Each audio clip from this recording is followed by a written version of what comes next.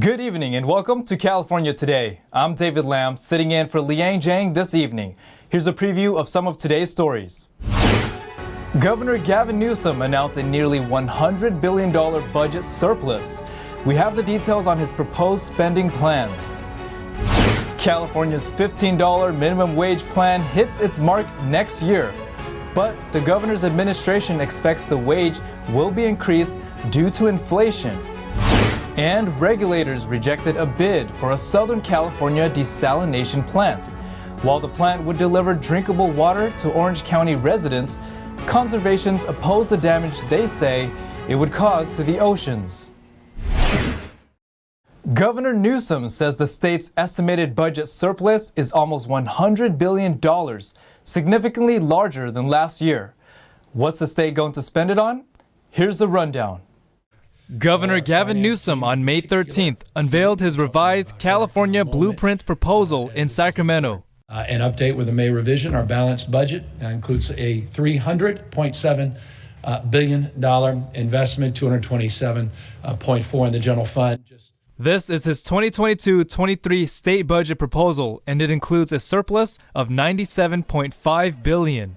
This is actually significantly larger than last year's operating surplus, around $75.6 billion. Newsom plans to provide rebates to ease rising costs from inflation. Our proposal is about $11.5 billion in terms of direct relief, direct payments back into the pockets of taxpayers in the state. He's proposing several investment targets, with the most funds going to education, climate, and infrastructure. The least amount of funds will go to homelessness, a major issue for larger cities. In January, the proposed budget was $286.5 billion, which was nearly 5% lower than the recent revision. David Lam, NTD News, California. The governor is setting out plans to make California an abortion sanctuary state. He plans to not only increase funding, but try to welcome businesses from states that support pro-life policies. Governor Gavin Newsom proposed a $125 million package to attract individuals seeking abortions and businesses to the Golden State. The reproductive health package will be funded by Newsom's 2022-23 budget. It stipulates $40 million in grants to clinics to provide abortions for low-income women and $15 million in reproductive health outreach and education. It also provides $1 million for both research on reproductive health as well as a website with information about abortion state law and health services. Additionally, Newsom plans to offer incentives to businesses who relocate to California from states with more pro-life policies. California's minimum wage is expected to jump to $15.50 per hour in 2023. The governor says it is due to inflation. Governor Gavin Newsom announced on Thursday that the new minimum wage increase is the result of inflation. The Associated Press reported that his administration expects the $15.50 minimum wage will benefit about 3 million workers. California minimum wages currently sit at $15 per hour for employers with over 25 employees and $14 per hour for less employees. The increase is required by a state law that passed in 2016. Since 2017, California's statewide minimum wage has increased every year by 50 cents to $1. According to California's Department of Industrial Relations, after the state minimum wage reaches $15 an hour for all employees, which is scheduled to happen in January next year, the rate will be adjusted annually for inflation based on the National Consumer Price Index. Local cities have their own ordinances, such as on July 1st, San Francisco's minimum wage is scheduled to increase from $16.32 per hour to $16.99. Though inflation numbers won't be finalized until summer, the governor's office believes it'd be enough for a statewide wage increase next year. California regulators rejected plans for a $1.4 billion plant that would turn seawater into drinking water. While environmentalists have criticized the project, supporters and Governor Newsom say it's a necessary tool to counter drought. Let's take a look at the details. The California Coastal Commission voted 11-0 to reject a plan for a desalination plant. Poseidon Water originally planned to build the plant in Orange County's Huntington Beach. About 300 people went to show their support and opposition to the project during the Thursday commission meeting. Supporters said it would provide water to drought-stricken Californians. It is tempting to think that the solution to our water supply problem is conservation, particularly because we did such a heroic job during the 2015 drought. But we lost hundreds of trees and an unknown amount of landscaping. In the intervening years, most of this habitat has not been replaced, and with continuing water shortages, it may never be. Others said it can also create jobs. We want to build water projects that will keep water flowing for the next 100 years. The desal plant will bring thousands of jobs, millions of dollars in tax revenue, and billions of gallons of water to Orange County. Opponents of the proposal said desalination decimates ocean life, costs too much money and energy, and soon would be made obsolete by water recycling. The project will cause grievous losses of marine life, ecosystem productivity, and reduced water quality for 423 acres a year. Commission experts said the plant would be vulnerable to flooding. Given this project's fundamental inconsistencies with the Coastal Act and LCP policies related to coastal hazards, protection and mitigation of marine life, and protection of wetlands and environmentally sensitive habitat, as well as its unclear but unlikely significant burdens on the environmental justice communities, in my words, it must be denied. The plant was originally designed to convert enough Pacific Ocean water into drinking water for 400,000 people. The plant would have produced 50 million gallons of drinking water per day. That would be enough for 16% of the homes in the Orange County Water District. Poseidon has been trying to get the project built in Huntington Beach for more than 20 years. The company says it has spent more than $100 million in the process. Poseidon has operated a similar plant, the largest in the United States, down the coast in Carlsbad since 2015.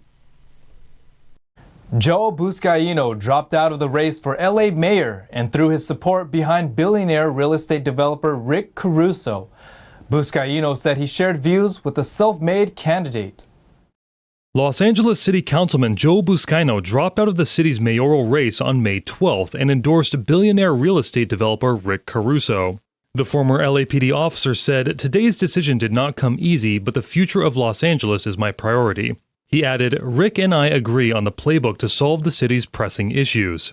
Sharing the same values on issues like homelessness and criminal justice, both Buscaino and Caruso have called for expanding the Los Angeles Police Department and making the city cleaner and safer for all. Unlike the other 11 runners in the election, Caruso has run a largely self-funded campaign. According to a poll from the Los Angeles Times and the UC Berkeley Institute of Governmental Studies on April 11th, Caruso is essentially tied with Karen Bass. Caruso and Bass are the frontrunners in the race. Ballots have been sent out for the election and voting ends on June 7th. The top two candidates will face off on November 8th. We're going to take a short break, but here's a look at what we've got for you when we come back. A major cleanup effort, half a century in the making, wrapped up in Lake Tahoe. Divers cleaned out tons of debris and trash from the lake floor. We'll have the surprising weights for you. And a newborn baby giraffe who was born with a deformed leg is on its way to recovery. That's with the help of an expert orthotist, an expert in braces and splints. Except this was his first non-human patient. That and more on California Today.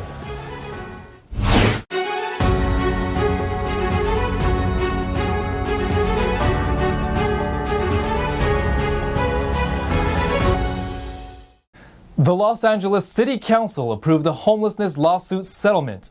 It aims to accommodate a significant percentage of the homeless population in the city.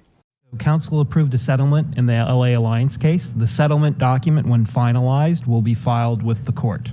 The LA City Council and the LA Alliance for Human Rights agreed to spend up to $3 billion to create as many as 16,000 housing units for the homeless in the next 5 years. This settlement aims to accommodate 60% of the homeless population in each of the 15 city council districts. Council members voted 12-3 to approve the settlement.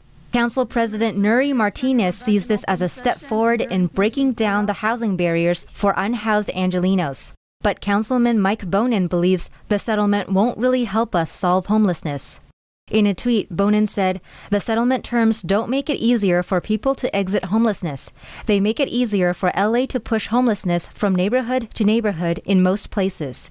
The LA Alliance, an association of downtown residents, homeless individuals, and property owners, originally brought the lawsuit to focus on the homeless crisis in downtown Skid Row area. While the lawsuit was on hold, the settlement talks expanded to include the entire county's homeless population. LA County was named as a co-defendant in the original complaint and will still be responsible for providing services to its homeless population. In 2020, there were about 66,000 homeless people in the county. Skid Row has the largest population in the city of LA. Divers and volunteers have spent a year pulling out literal tons of litter and debris from Lake Tahoe. The project is part of a bid to analyze the source and potential harm caused by plastics and other pollutants in the famed alpine lake.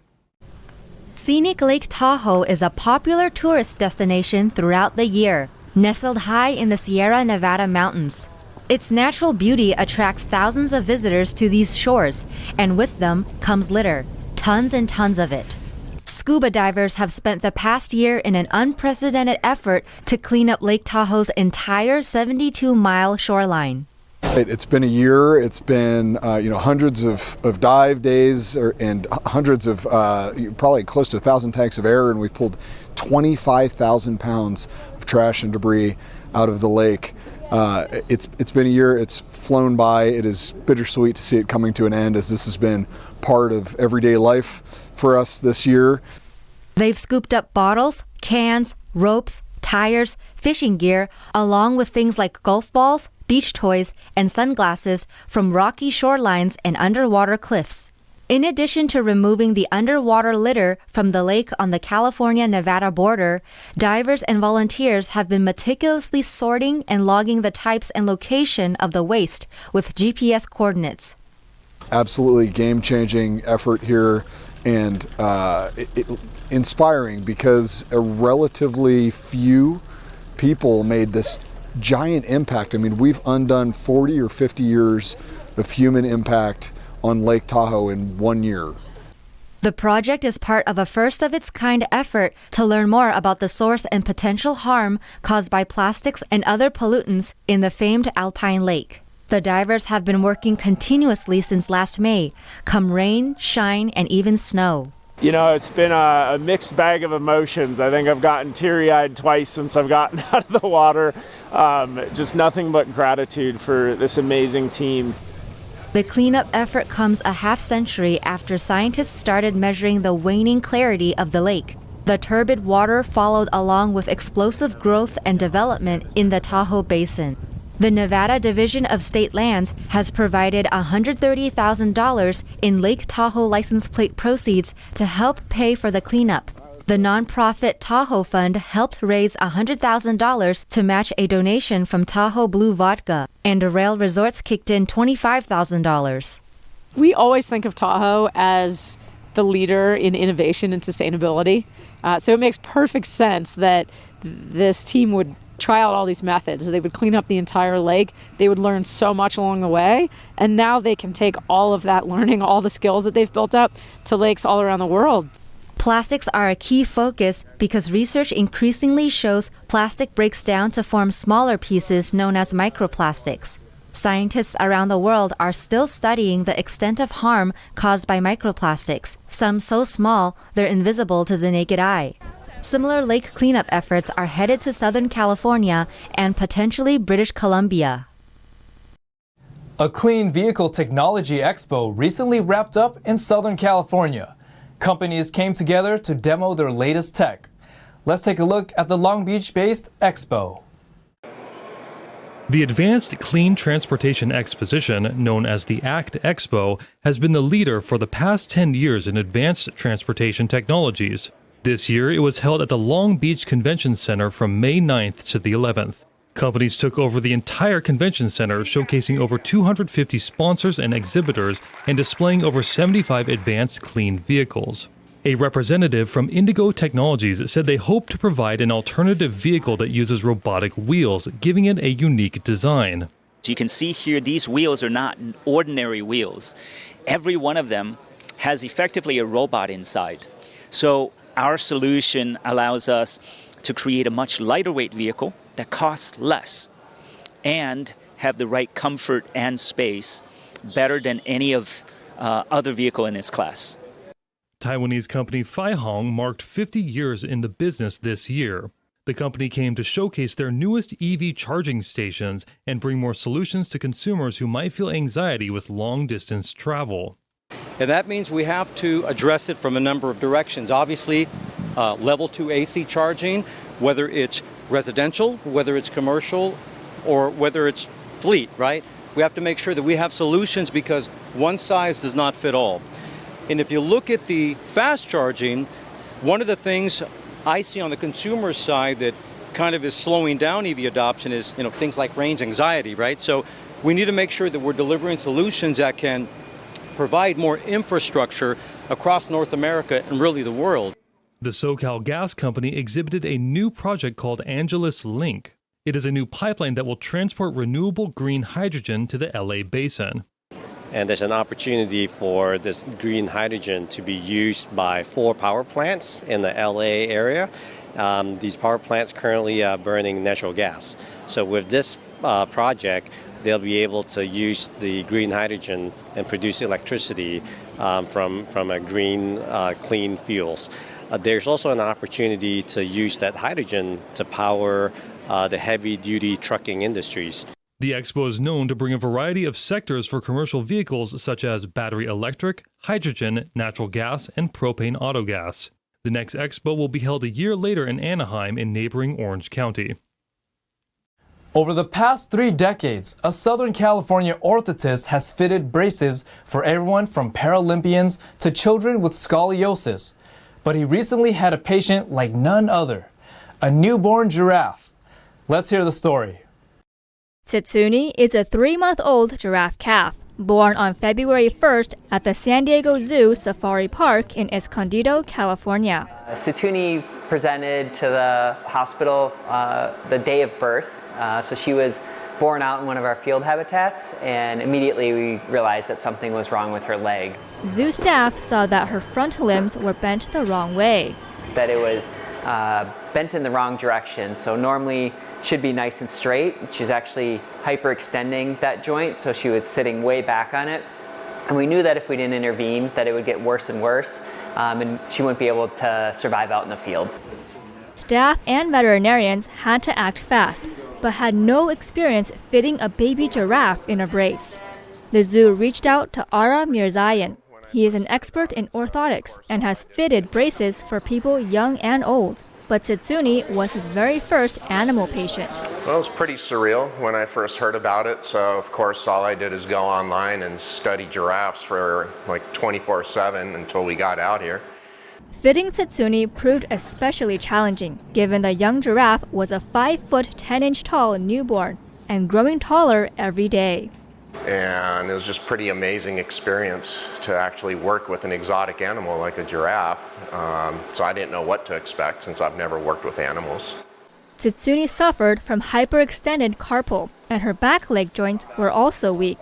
Zoo staff were able to correct her back leg joints with specialized hoof extenders. But she started to overcompensate, and the second front limb started to hyperextend as well. Weighing more than 100 pounds at birth, the abnormality was already taking a toll on her joints and bones. We came in here and I saw a giraffe. We met her first, and then I saw her on the table when she was under anesthesia. And it was just amazing seeing such a big, beautiful creature just laying there in front of me. So I had to ask the staff if I could give her a hug, and they said yes, I'd give her a hug, and it was very rewarding. For the custom braces to work, they would need to have a range of motion and be durable. Zoo staff made cast moldings of the giraffe's legs, and Hanger Clinic worked with a company that makes horse braces. We went with the giraffe pattern just to make it fun. We do this with kids all the time. They get to pick superheroes or their favorite team, and we imprint it on their bracing. So why not do it with the giraffe? In the end, Tsitsuni only needed one brace. The other leg corrected itself with a medical-grade brace. After 10 days in the custom brace, the problem was corrected. The young giraffe was in braces for a total of 39 days from the day she was born. In the end, her mom never took her back, but another female giraffe has adopted her, so to speak. Tsitsuni now runs like other giraffe. Mirzayan hopes to hang a picture of the baby giraffe in her patterned brace to inspire the kids he treats to wear theirs. Now to NTD's Thomas Christian for an update on sports.